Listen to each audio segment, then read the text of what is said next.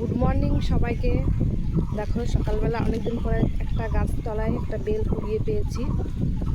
তো আমি বরাবর বেল খেতে, বেলের শরবত খেতে খুব ভালোবাসি।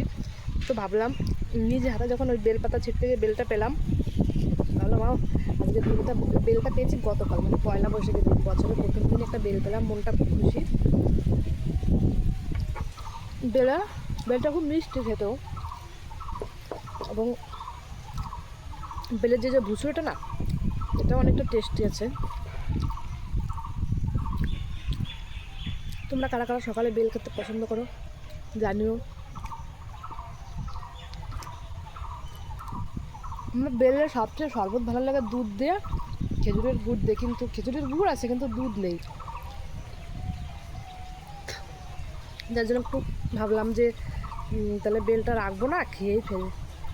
একটা জায়গা তো তোমাদের সঙ্গে একটা ভিডিও করে ফেললাম। আর সকালে খালি পেটে বেল খাওয়াটা অনেক উপকারও আছে। বেলের এই ভুসুটা না তেতো না, বাট খেতে আমি তো ভালোবাসি না।